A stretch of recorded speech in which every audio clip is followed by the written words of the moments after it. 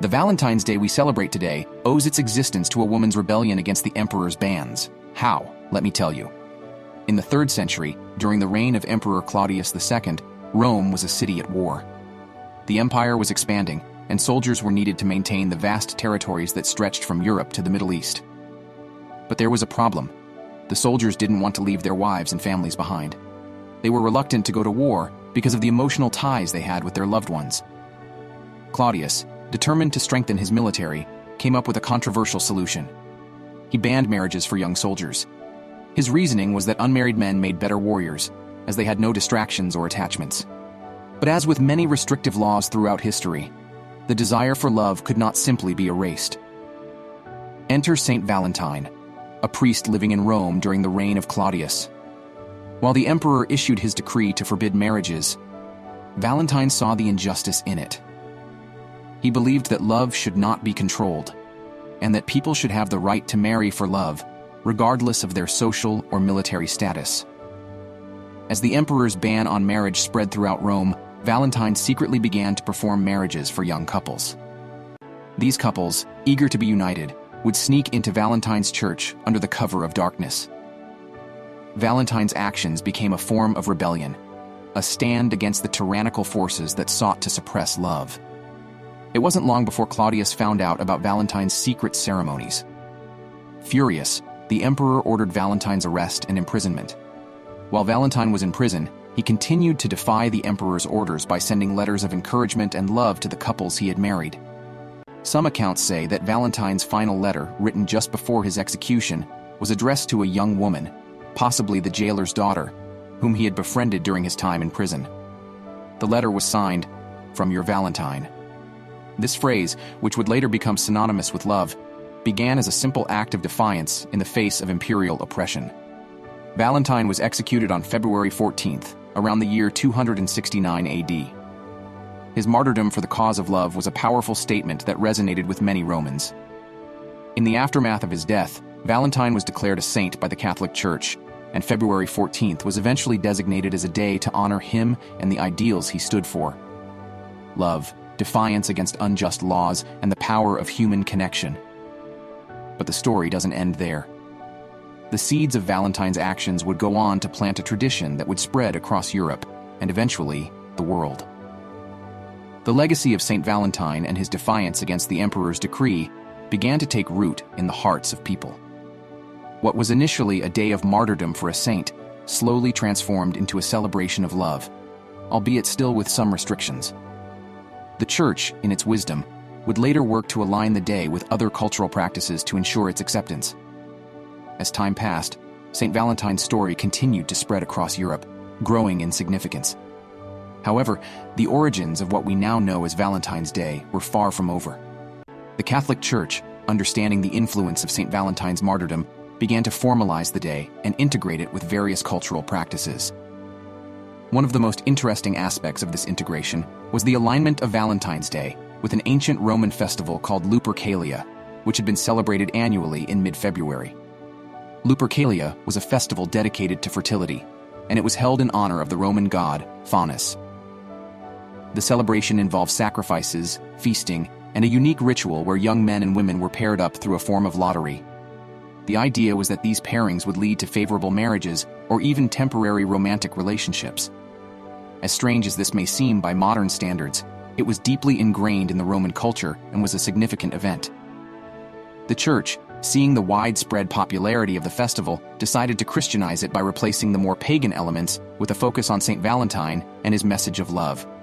By the time the Middle Ages arrived, the influence of Christianity was spreading across Europe, and with it, the tradition of celebrating love on February 14th. This transformation was not only a religious one, but also a cultural one. In the 14th and 15th centuries, love became increasingly celebrated as a noble pursuit. The idea of courtly love emerged, where knights and noblemen would express their devotion to ladies through poetry, gifts, and symbolic gestures. The culture of romantic courtship began to flourish, and February 14th became a day for lovers to express their feelings in increasingly elaborate ways. One of the key developments during this time was the exchange of valentines, or handwritten notes of affection between lovers. These notes were often written in verse, and in some cases, even adorned with drawings or illustrations. This practice was particularly popular among the aristocracy, but it soon trickled down to the broader population. It became a tradition for young lovers to write poems, letters, and even songs for one another on St. Valentine's Day. This practice spread further, evolving into what we now recognize as Valentine's Day cards, although they were quite different in form and content from the mass-produced cards we see today. The exchange of tokens of love during this time wasn't limited to just notes. Flowers, jewelry, and chocolates also became popular gifts to give on February 14th. Over the centuries, as the celebration of St. Valentine's Day grew, it became more commercialized, especially in the 19th and 20th centuries, when the Industrial Revolution brought about mass production of cards, chocolates, and other gift items. This marked the beginning of the modern, commercialized version of Valentine's Day as we know it today. Despite the commercialization of the holiday, the core sentiment of Valentine's Day, the celebration of love, remained the same. What began as a day to honor a priest who defied the emperor's oppressive laws became a global celebration of affection, devotion, and romance. The holiday continues to serve as a reminder of the power of love and the lengths to which people will go to express their deepest emotions, even in the face of adversity. By now, Valentine's Day had evolved far beyond its origins as a simple day of martyrdom. It became a day not just to honor St. Valentine, but to honor love itself. Whether through cards, gifts, flowers, or romantic dinners, people across the world now had a day to express their love and affection in whatever way they saw fit. It had become more than just a religious observance. It was a celebration of human connection. In the United States, Valentine's Day became especially popular by the early 20th century. The holiday took on a distinctly commercial aspect, with card companies, florists, and chocolatiers capitalizing on the growing demand for gifts and tokens of affection. The first mass-produced Valentine's Day cards were sold in the 1840s by a woman named Esther Howland, who is often referred to as the Mother of the Valentine. Her cards were intricately designed and beautifully decorated, which contributed to their success. The popularity of Valentine's cards continued to rise throughout the 20th century, with designs ranging from humorous to romantic, reflecting the diverse ways people wanted to express their feelings. As the world became more interconnected, Valentine's Day spread beyond the English-speaking world.